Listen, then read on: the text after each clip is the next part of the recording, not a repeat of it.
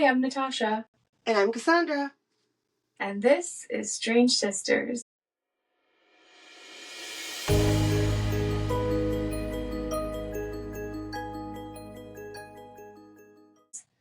And we decided to switch things up a little bit. I know in our last episode we said we were going to do the Four Horsemen, but we're actually going to cover Cryptids of the Appalachians Part 2, which we're both really excited about. There's definitely a million, it seems like, to cover, but these are just another handful of ones that we think are really interesting. So I guess I'll kick it off. Before that, is there anything you would like to discuss, Cassandra? There's a lot of cryptids outside of Appalachia too, so we'll definitely talk about those as well. Yeah, definitely. There's a lot in the Midwest. There's a lot in like Canada and Alaska, California, the West Coast where I am. So it's definitely our last cryptid episode, but probably just the last one that focuses on the Appalachians. Yeah. And I have a new background. Yep. I'm going to be so mad if that is the one that I picked out too. Yeah, we were just talking. Someone's like, did you get that on Amazon? It's just like wallpaper from Amazon. And she was like, I think I picked out the same one. So we might end up with the same background. To be fair, we also have the same shirt. I was actually worried you were going to wear this one today. Yeah. No, I'm still unpacking, and this dresser that I want is on back order until like mid-May. So a lot of my clothes are just in like an IKEA bag. So I'm just kind of like finding what's at the top and wearing that for now. Yeah. Anyway, moving on. So the first one is kind of weird because when I was doing research, there was a lot of people that were calling this a cryptid. And then the more that I got into it, I'm like, I guess it's a cryptid, but it also seems more like an alien UFO type story. So, it's called the Flatwood Monster, or Flatwoods Monster. And it's also known as the Braxton County Monster, or the Braxy, as the locals call it, or the Frametown Monster. And like I said, it's unique because it seems like it's actually an extraterrestrial. And what witnesses have described is definitely not an ordinary figure. It stood around 10 feet tall and about 4 feet wide, so very solid. What would you even like? Would that be like Hagrid sized? 10 feet tall. I think like even taller than Hagrid. Like 10 feet tall is. I think that actor is like 7 feet tall. So that would be like 2 of me, and a little less of 1 of me laying on my side. And massive. I mean, I think most ceilings in houses are like 8 feet tall. So just think about that. So yeah, huge and 4 feet wide. So very, just all the way around large. And it resembled a robotic suit, and it has like a almost ceremonial look with a spade-shaped cowl, which is really interesting. Very like Victorian, I guess, behind a round red head that immediately catches the eye as unusual, as if the height and all the other aspects weren't already unusual. That's so Doctor Who-esque. Yeah, it is, but it definitely predates Doctor Who, so maybe Doctor Who, might have copied it. Inspiration. Yeah, and I know I think the Legends of Zelda have what looks like this monster in some of their games. So when did you play Legends of Zelda? Oh, I don't. I just read about it. I'm not a video game person at all. So set into that head are 2 glowing eyes that look like portholes, and they're like greenish orange hue, each roughly the size of a $50 coin, which is just really unnatural looking. Like nothing really has like green orange. So did you say their face was like silver but also red, or do they have red hair? It's a red head, and then they have these 2 glowing like holes that are like green orange, and then they have the cowl, and then they have like like a metal suit. Vibes.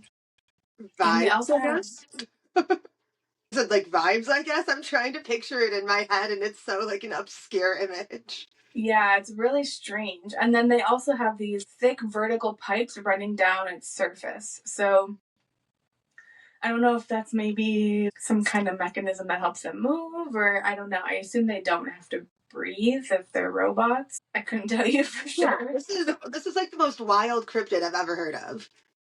Yeah, it's interesting. I'm not really sure why they call it a cryptid specifically and not just like an alien, but yeah, we'll kind of get more into that story. So most people agree on the general build of it, but the details kind of get a little fuzzy. Some say the armor is black, others say it's green. And then there's a disagreement about whether it has arms or not. Some people say that it doesn't have any arms, and then some people say it has like these small little toy-like arms that are tucked close to its side, which is also really interesting because I feel like a robot would need arms. Maybe the tubes are like a sort of arm mechanism. Yeah, I don't know. It's hard to conceptualize. When there's a will, there's a way, I guess, right? Yeah, I think what I'm thinking more of is people are like, we have cognitive function a little bit more than animals, where that creature would be prey without the ability to do stuff like that. But they're also huge as hell, so maybe not. Yeah, or they're just extremely, extremely intelligent and like they don't really. I mean, maybe they can move stuff with like their eyes. Maybe they have like beams, that shoot out their eyes.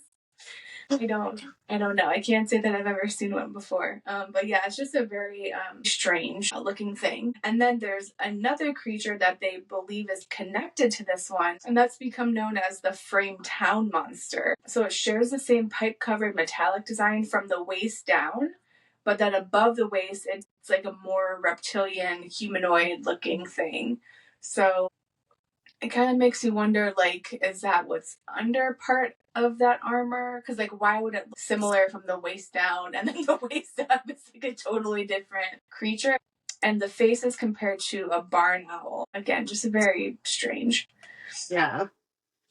Yeah, and so this legend is fairly new compared to others that we've talked about in the past. So this originated in the 1950s, and I think it definitely has like a 1950s vibe, just in how we've described it. So the story goes that it was 7:15 p.m. on September 12th, 1952, when three young boys in the small town of Flatwoods, West Virginia, spotted something unusual streaking across the evening sky. A bright object moving really fast cut through the atmosphere and appeared to crash on a nearby farm. So this is very like quintessential UFO type story. Like there's kids out having fun in the woods and they see something crash on a farm. Could we consider, like, it sounds more alien than cryptid, but if aliens are there for this long, do they become a cryptid? That's kind of what I was thinking, yeah. Like, I think that's why they're considered a cryptid, because they seem to possibly still be there. I didn't see, like, any recent reports of them, so I wonder if either they, fixed their ship and dipped out somehow, yeah. Which kind of seems unlikely if they crash landed. Or they just like went underground. They're living with Bigfoot. Yeah. They learned to coexist. Yeah. So the boys rushed over to the neighbor's house and told one of their moms that they'd just seen a UFO go down in the hills. So at least they didn't go check it out themselves. They went and told an adult. And then word spread really quickly, of course, right? And soon a group of locals, including one of the boys' mothers and a few others, grabbed flashlights and headed out to investigate. As they approached the area, one of the locals' dogs darted ahead into the darkness. Moments later, it came tearing back towards them, whining, tail tucked, and clearly terrified. Stop bringing dogs into this. I know. Like, leave your dog at home. Go check it out yourself. Like, I love my dogs, but they're not gonna survive something like that. Like, Shine would try to befriend it, and Jan is blind and deaf, and she would just be confused the whole time. Yeah, like, and they can't tell you what's going on because they can't speak. So just leave them at home. Despite this dog being terrified, they were like, let's keep going. And after hiking about a quarter mile, they reached the top of a hill, and that's when things got weird. So that's why. That's when shit got strange. I'm like, okay. Just 50 feet away, they saw what was described as a large pulsating ball of fire. Surrounding it was a thick, noxious mist that made their eyes and noses burn. And that's another thing about this stuff is like, if this is an alien, we don't even know what compounds and things that they're using in order to get here. How do you know it's not poisonous? How do you know it's not going to kill you? I would never even thought of that. Though I would have never gone in the woods to find it, honestly. Yeah, you would not be one of those townspeople. Fight a human any day of the week, but like, I am the girl that will die first in every horror movie. Like, I am that white girl. Mm-hmm. Yeah, you would call Dad. 100% correct. And he would say, what do you want me to do? I'm like hundreds of miles away. Which is exactly what happened with the mouse in my apartment in Buffalo. So you know what I did? I called Doug. I mean, have you heard of like a mouse trap or God? Okay, so yeah, back to the story. Cut that part out of it. Yeah. So then someone noticed 2 glowing lights off to the left of the strange object. A flashlight beam cut through the fog, and there it was, the creature. According to reports, it let out a shrill hissing sound and began gliding towards the group before veering off and heading in the direction of the red light. That was all it took. That was all it took. Yeah. Someone turned around and ran for their lives. It's like, really? Okay, that's a lot. Later that night, the mother who'd gone with the boys contacted the local sheriff and a news reporter. The news reporter came out, interviewed witnesses, and even returned to the site with the farmer. He later said the place still reeked of a sickening, burnt, metallic odor. Why didn't you guys call the cops first? Burnt metallic odor. I don't even know what that would smell like. Have you ever smelled like when metal is like welded together? I guess. That's what I'm picturing. For some reason, I'm picturing it like the smell of a wet to straight hair straightener. No, that's that's like burning hair. That's a little different. I don't really know how to explain it. Like if you know the smell of burnt metal, then you don't know. Apparently, it's very like specific. Yeah, and that's. I mean, I get not calling the cops immediately because like what are you gonna say? Yeah, but people now would call them before they would even talk to anyone else. Yeah. I mean, enough people went out there that like they believed it, so why not just call them, you know? I mean, I don't know what a gun, our weapons might not really do anything to these creatures, but you know, I guess it's West Virginia, so they probably all have their own guns, so they're maybe not so worried about that. West Virginia terrifies me.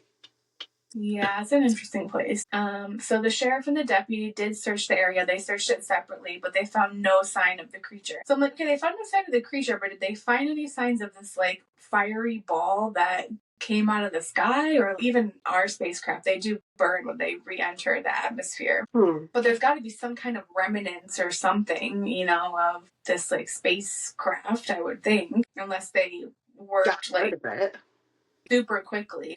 Within like an hour or something, you know. I don't know if the sheriff waited until like the next day to go look. Who knows? I would think they would, because at that point it's like in the middle of the night. What are they going to find? No one's heard. And the next morning, the reporter visited again and discovered 2 deep tracks in the mud along with thick black liquid. So they thought it was some evidence of a landing, and he reported it as a possible proof of a saucer crash.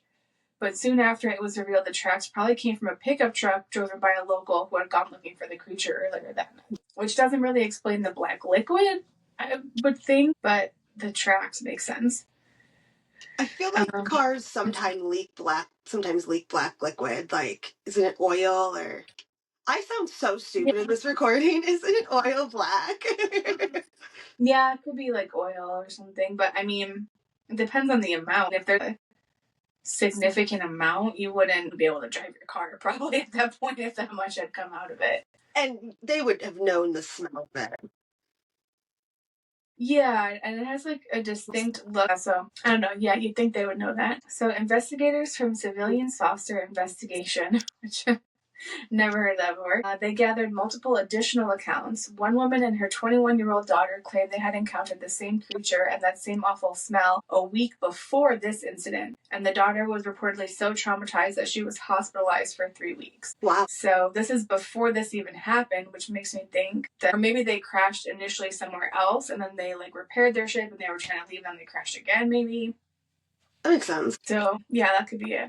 And the mother of the farmer who owned the crash site also reported that around the time of the sighting, her house was violently shaken and her radio cut out for 45 minutes. And the director of the local board of education said he saw a flying saucer taking off the next morning around 6:30. It seems like they left. I don't know if they figured it out and finally got out of there. Director of the board of education. Yeah. So like, okay, I think I'll take that as like a reliable source. Sure.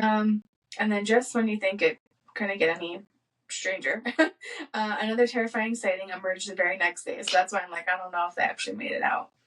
A couple out for a quiet drive through the mountains near Frametown, West Virginia, had their evening interrupted when their car suddenly died. It wouldn't start again, and then a foul, sulfur-like odor filled the air. As they walked around the vehicle trying to figure out what was going on, they were met with the sight straight out of a nightmare. Standing nearby was a creature that looked eerily similar to the Flatwood Monster, at least from the waist down. But from the waist up, it was reptilian, they're saying. But then it also looked like an owl, and just, terrifying. Reptilian overlords. Yeah, exactly. Yeah. So this being believed by some to be the same entity seen in the Flatwoods, only without the upper half of its mechanical suit, will later be known as the Frametown Monster. So it seems like that was the last sighting that I could really find. But then I'm like, well, if they took off, either they left some of them behind, maybe their ship couldn't handle all that weight after they had to, like, refigure it out to get it to take off, or maybe it was more than one ship that crashed. So yeah, in theory, they're still out there, out in the, I don't know, like I said, they probably moved underground or something. Maybe they have like an underground city, they say, by like in the core of the earth or something. There's supposed to be like another ocean and atmosphere or something. So why not? I don't know. Maybe they just moved down there, I guess. Yeah, so that's the story of the Frametown / Flatwoods Monster. So they didn't seem like violent towards anybody. They just were scary looking. Yeah. I mean, they were hissing, so I assume that they were like scared of them. If they're lizard people, then that might be the way they communicate. Yeah. Yeah, maybe. So, yeah, so maybe if you're in West Virginia, you'll see one of these creatures. That sounds like my absolute worst nightmare. Yeah, pretty crazy. I wonder if now that they're in a different planet, maybe they don't have to wear the whole metal suit anymore. Maybe the metal suit protected them in the atmosphere that they used to be in, and now they don't need it anymore. So maybe they're like a different cryptid now. Who knows? And it's interesting that they were looked at as cryptids, but also aliens.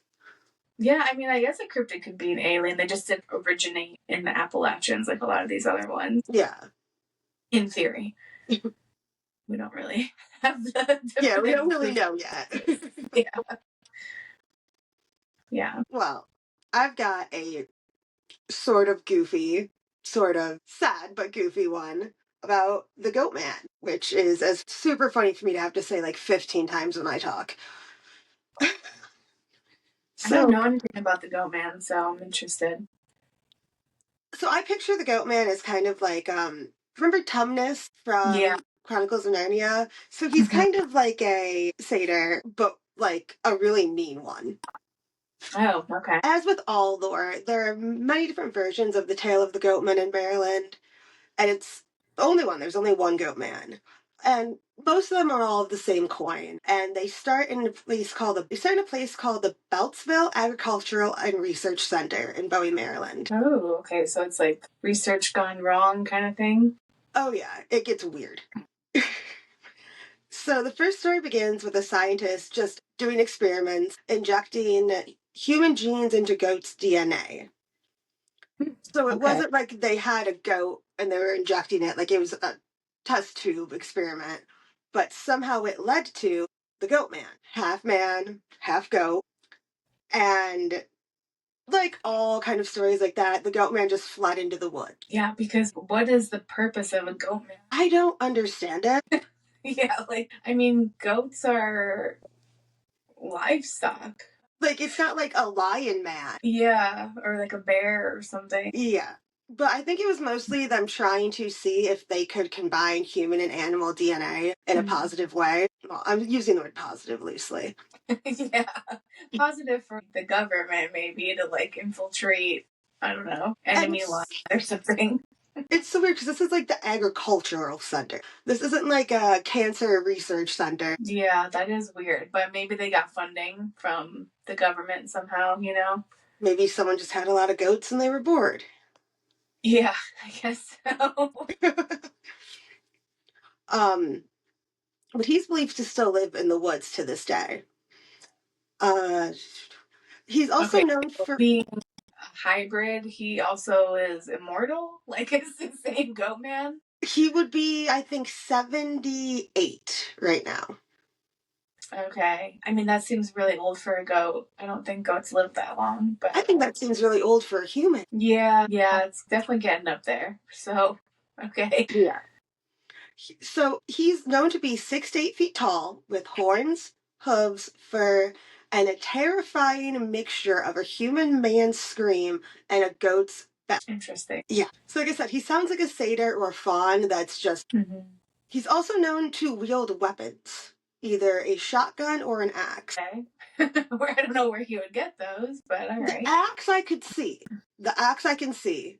Because, I mean, Yeah. there's trails, there's campers. The shotgun, now you're assuming that he is cognitive enough to know what a gun is and shoot it. Well, and with both of these things, like, does he have hands instead of hooves? That's what's even more confusing.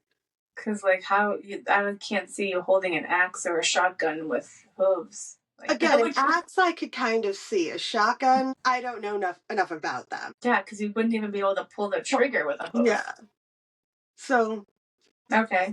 Well, that kind of leads to the other side of the coin where it's still in the agricultural center, but instead of it being like a test tube cryptid, two doctors are accused of this, Dr. Stephen Fletcher or Dr. William Lotsford. Both of them are accused of deciding to play God, and they end up injecting themselves, and they turn into the Goatman. Okay. And of course, they flee into the woods because I guess that's what you do when you're half man, half goat. Because you're part goat. Yeah, I mean, what else? It's not like you can go home, I guess. I will never get people who are like, especially scientists who are like, you know what, I'll take one for the team. I'll do it myself. And it's like, but maybe you should make sure somebody else knows that you're taking it for the team and not just do it. Yeah, there was a couple, I think there's been a couple doctors that had really rare forms of cancer, and they were like, you know what, I'm just going to test out this treatment that I have an idea for on myself. Yeah.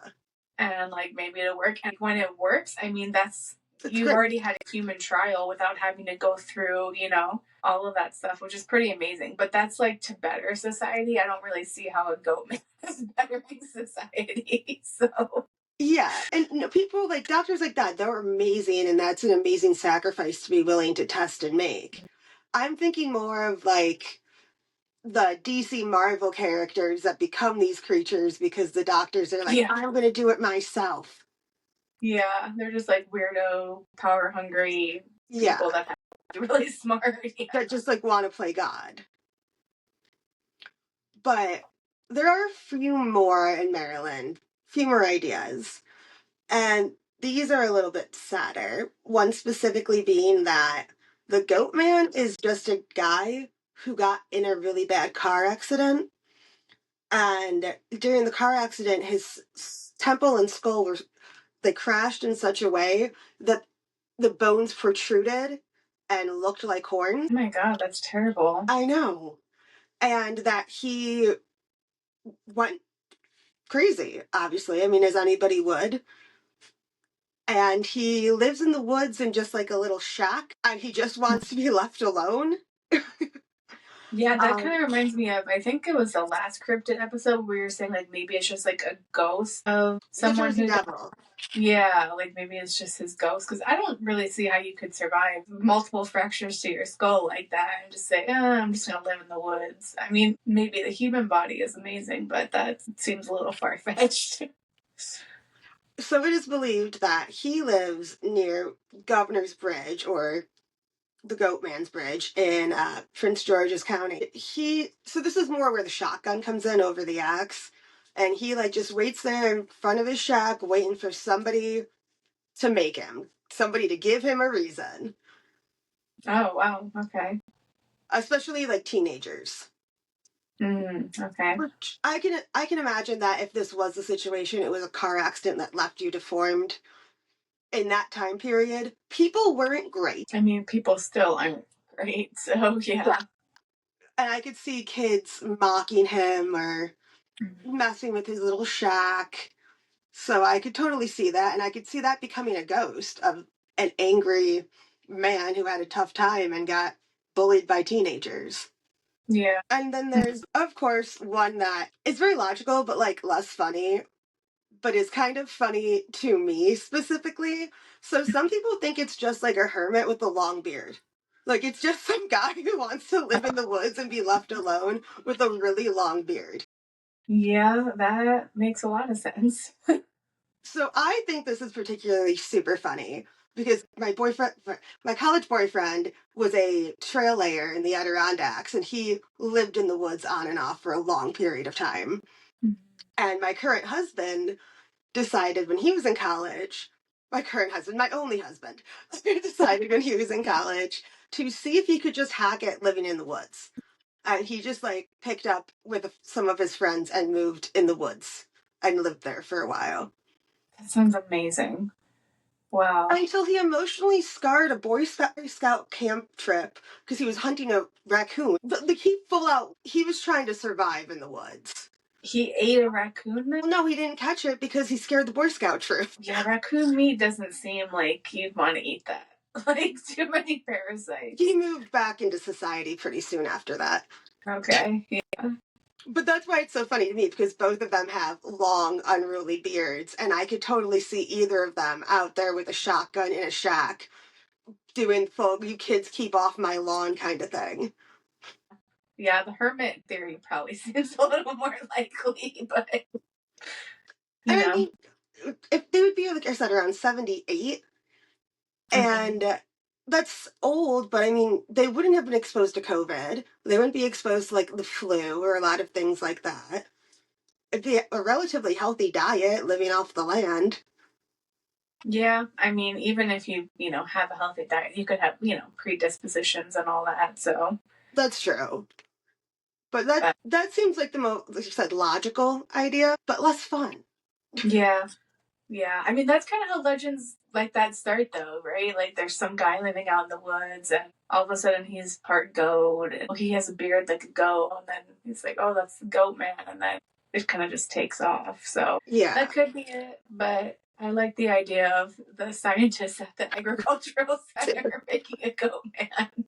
I'm going to see if I can get a visit there soon, just to see if they actually mention it at the actual place, because I feel like that's something that they wouldn't advertise. I don't think they would advertise it if it actually did it, but if they didn't, they would probably have like a little section where they're like, oh yeah, supposedly this is where the Goatman came from, you know? Yeah. So there's an eyewitness account. Now I'm going to say eyewitness, very eyewitness, because I couldn't find any records supporting the claim other than in the book that I read it from, about an incident that happened in October 1986 to a 14-year-old girl named Steffi and her date, Justin. So they were on like a cute little hayride in the woods. It's fall, they're in rural Maryland, there's not much else to do. When their wagon gets stuck in the mud in the middle of the woods. So it's them, some parents, some other kids. The wagon's stuck in the middle of the woods. So as the adults have to do the adult thing and try to get the wagon unstuck, the remaining children stayed in the wagon, and then all of a sudden they start getting pelted by rocks, like out of the blue, and it's dark and they're in the forest, they can't see anything. Why do they have a wagon? I don't understand. Like a little red wagon, or like a No, like the wagon that you go on a haunted hayride on. Like hay bales. Oh, okay. They refer to it as the wagon. Mm. I like that visual that you had, though. Yeah, like there's like a little red flyer wagon just like going through the mud. No, the big wagon with like people sitting on it going through the woods, and they get stuck. So they're in the darkness, and they're surrounded obviously by trees and nothing else, getting pelted by rocks by an unknown being. And I think my personal first thought would be that it's a bunch of teenagers like messing with them, because it seems like more of a younger kid thing to do. Mm-hmm. But they couldn't find anybody. However, Steffi sees something moving in the woods, like circling them around the trees. And it lets out this terrifying half belled, half man shriek. Everybody's terrified. Yeah, they had crossed into his territory or something. And it did say that they weren't going the same way that it normally goes. Okay. So Steffi sees a movement in the shadows that's circling the wagon, and she sees a creature that had long limbs, glowing red eyes, hooves, and stood on its hind legs, but had the torso of a man. So they're getting pelted by rocks. There's this belting, half human, half goat noise. She sees this creature in the woods. So the adults are frantic. They manage to unstick the wagon and they start going, but by unsticking the wagon, and it's how fast they were trying to go, it jolted off a couple of the people on it. Now it seems like everybody else was able to get back on the wagon except for her date, Justin. So by the time she's able to get everybody's attention, say like, hey, Justin's not on here, and they turn around, which should have only taken a few minutes, Justin's gone. Yeah, that's definitely weird. But you would think also that if he had been taken by the Goatman, that he would be like screaming or something, and they would hear their screaming, you know? To think that everybody else on the wagon is already also screaming. Maybe. I mean, why are you screaming if you're already moving? Because they just got pelted by rocks by a creature in the woods. Yeah, no. That would annoy the hell out of me. Or maybe he hit his head and like was knocked unconscious, and then the Goatman just like dragged him off or something.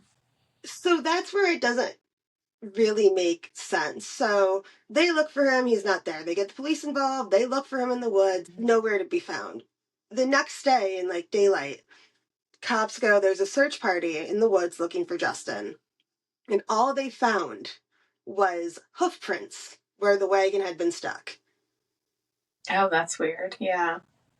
And according to the lore, Justin was never seen again. Want to know his last name so we can look him up. I know. That's why I'm like taking it with a grain of salt, this story, because it seems like an old wives' tale.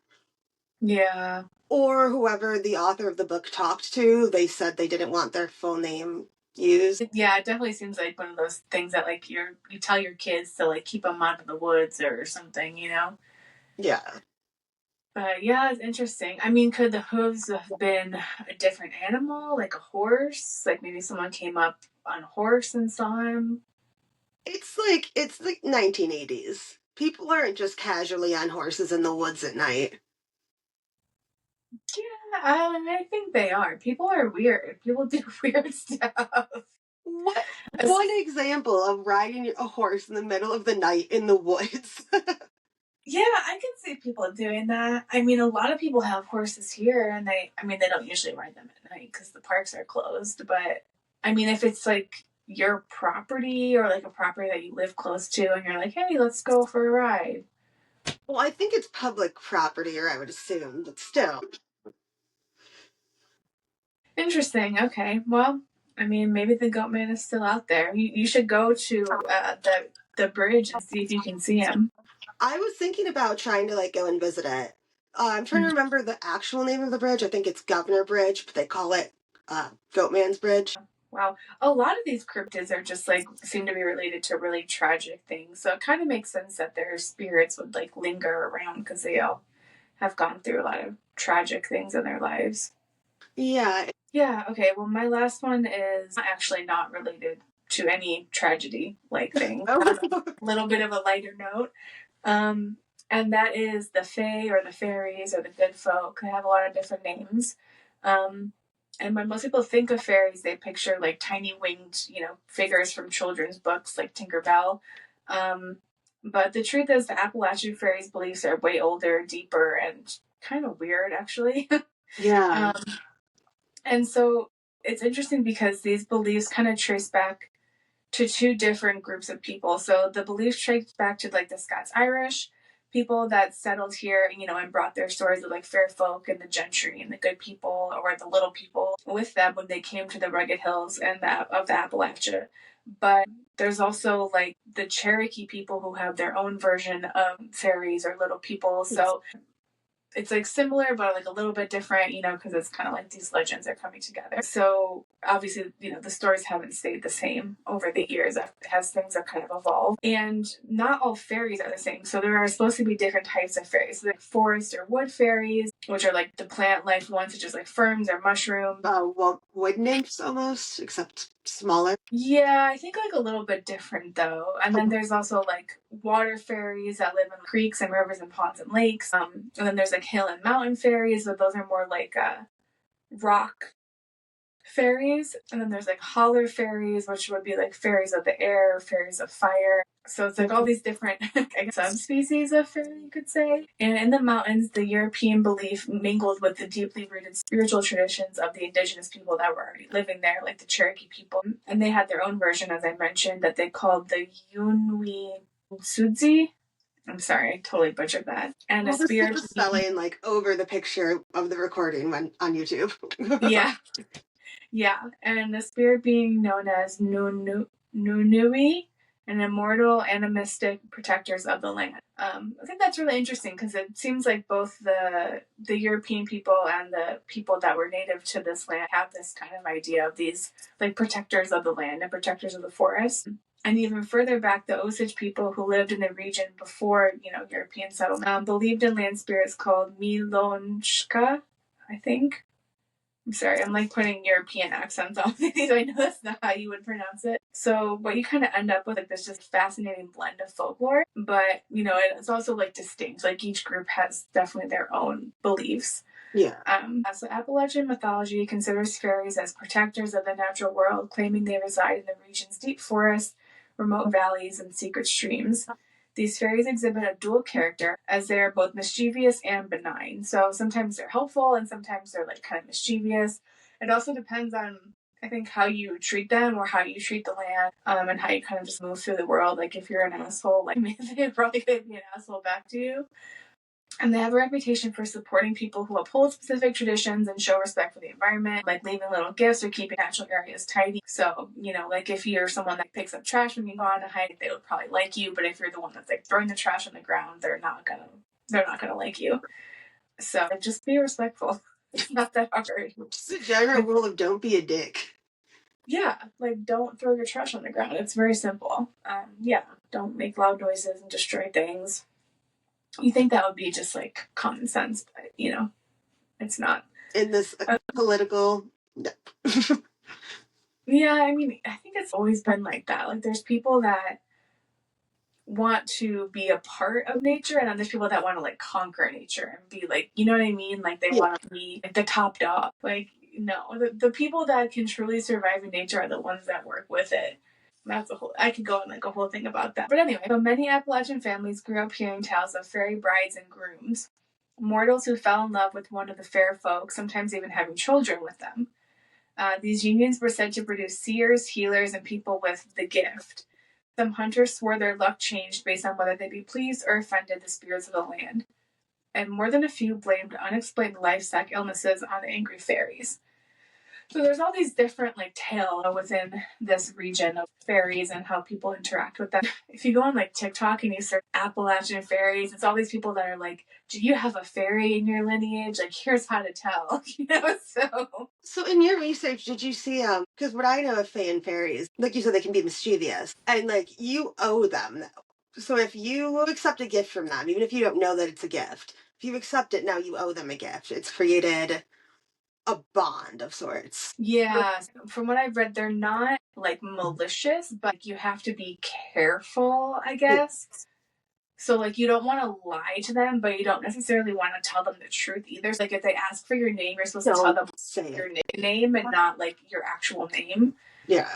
Or things like that. But yeah, I think you're supposed to like leave gifts. I think maybe they live by like old standards and rules that like in our society we don't really have anymore. It's kind of the perception that I have. Okay. There's so many things out there about fairies. There's just like, it seems like it's one of the more common like sightings that people have, and they like to just blame things on fairies too because I think they're small.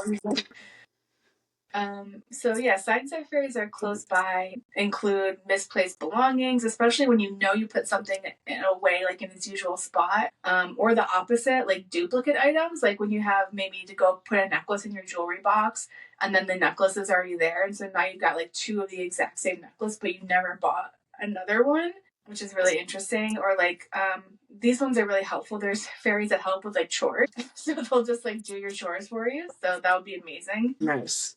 Yeah. So I assume that's if you're like a really good person, they'll help you out with your chores. And it's also said that fairies dance in circles after the sunset, leaving behind a mushroom or wildflower circle in their wake. So if you've ever seen like a mushroom circle or like wildflower circle that you're like, wow, it's so weird how it just grew in such a perfect circle, because usually it's more like sporadic. They say like don't ever step into one of those or pick something from there, because you could be like stepping into a portal that will take you to the fairy realm, basically. I've definitely heard that before. Yeah, which I'm kind of like, can take me. I don't really care. Let's go. I mean, I think that if you end up in that realm uninvited, it's not going to be super great. That's true. I don't know if they're immortal, if they just live like a really long time. So maybe after, a couple decades, you get used to it, they accept you or I don't something. think you can become immortal just because you're in an immortal realm. I don't know. Yeah, maybe time like slows down when you're in another realm, or it could speed up. I guess you could age really fast. Yeah, we don't know. Yeah. Yeah. Again, yeah. And like our furry friends, like dogs, who have a much better sense, obviously, than us as humans, they often notice them before we would. Like, so they're seemingly looking at something that is invisible to us, or they like sense something. So I'm sure we've all seen our dogs like looking in a corner or barking at something, and we're like, what are you barking at? And then perhaps the most obvious sign of the fairy folk's presence is slight movements you can barely see. So you'll just like catch a glimpse of them scattering away or out of the corner of your eye. But then when you try to look at them directly, there's nothing there. And there are countless stories of encounters with the Fae, of course, from seeing a single leaf wave at them in the forest that moves when they wave back. So there's like videos of like just a single like fern wave, like kind of waving in the wind, and then someone will say hi and they wave back and then it stops moving. Or tiny creatures that are reminiscent of Tinkerbell that are like caught on ring cameras. I think a lot of those are just like AI, but they are very cute. And but there was one story that I found that was described by an old moonshiner to someone that he met in a pub back in 2016. And the guy that he met at the pub like just happened to be a writer, so he just jotted it down, after he talked to him. And I thought this was especially interesting. So the story starts like an ordinary evening for the moonshiner. He just takes a quiet trek up to a mountain path to check on a hidden moonshine still, of course, right?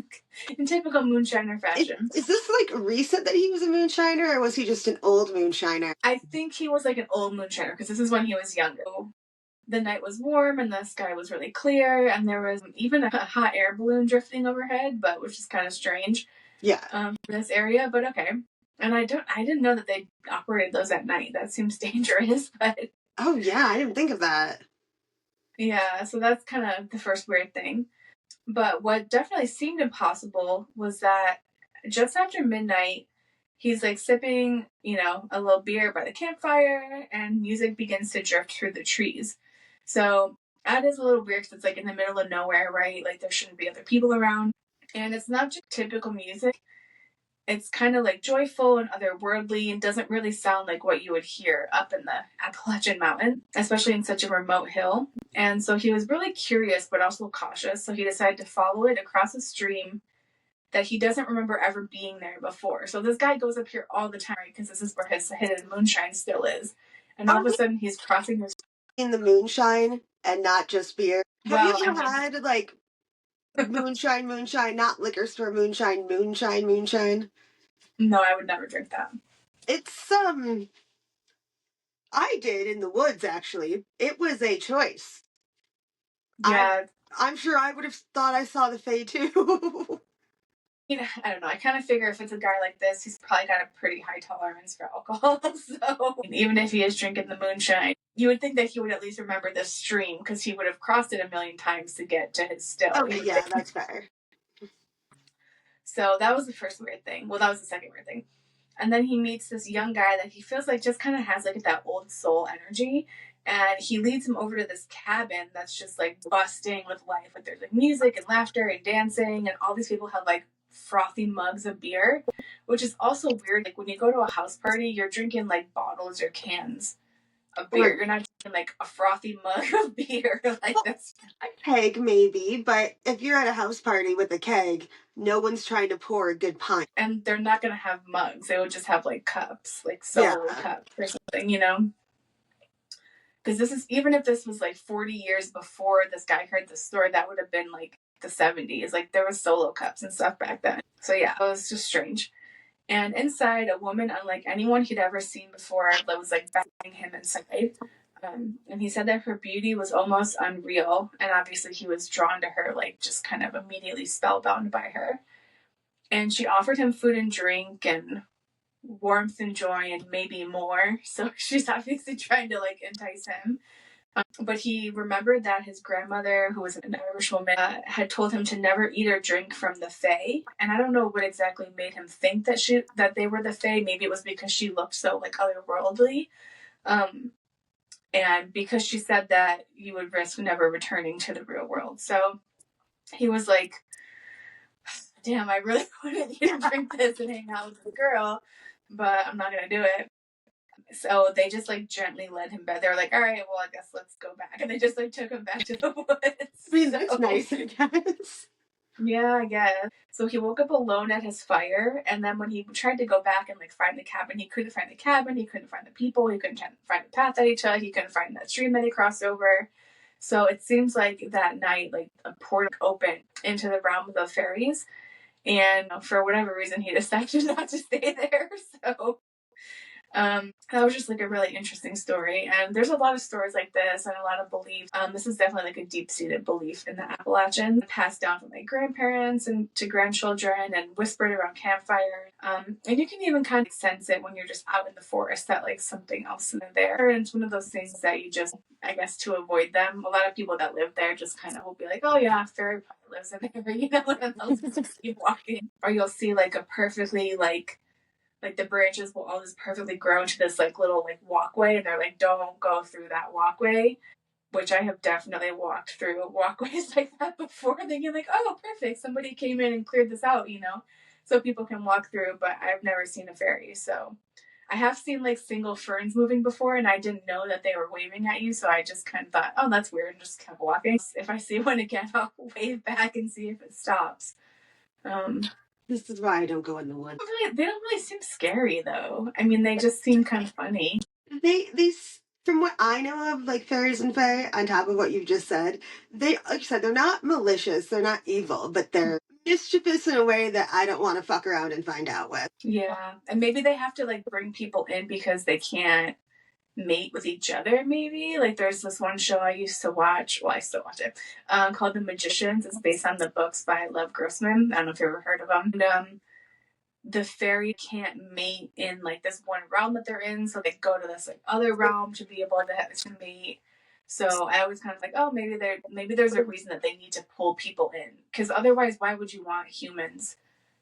And that's what I'm trying to like remember, because I mean, they talk about them in Supernatural, the X-Files, Charmed, but it's always such like a glossed over version. I mean, even you remember the movie Hellboy, right? Mm-hmm. Well, I wouldn't say it was a spin-off. It was adjacent to Hellboy. Like, they were called the Tooth Fairies. And you would feed them, like, baby teeth. And it was a whole thing. The stepmom has to get involved. Little girl gets, like, attacked by these Tooth Fairies. And they were fae of a kind. But they were, like, evil fae. But someone made a deal, and you had to continue to pay on the deal. Yeah, fairy deals are supposedly unbreakable. Yeah, don't do that. Just don't. General rule for Appalachia that I've learned on the internet is if you see something, no you didn't. If you hear something, no you didn't. Yeah, like just ignore it and keep going. And don't whistle in the woods. Yeah. So those were just a few more cryptids from the Appalachians, and as we mentioned, we'll definitely do more cryptid episodes in the future from like the Midwest and the Pacific Coast. So yeah, we hope you have a good rest of your day, and maybe like be cautious of the fae. Maybe bring them some honey. Like just walk around with some honey if you're gonna go on a walk in the woods, just to leave for them. You know, pick up some trash. Be a good human, and maybe stay away from bridges that are called Goatman Bridge. You know, and watch out for those. What were they? Flatwood Monster or whatever. I kind of doubt you'll see them, but if you do, let us know. Yeah, please, if you do, take a picture and send it to us. Yes, I know. It's like we never get pictures of these things, except for the fairies that all look like AI. And yeah, if you have any stories about cryptids or aliens or anything strange, yeah, anything strange, definitely feel free to send us your story. We'd love to share it. You can do that at strangesisterspod.com or strangesisterspod@gmail.com, and just send us an email that way. And we'll definitely share it in a future episode. So yeah, we'll catch you in the next one. Stay strange. Bye.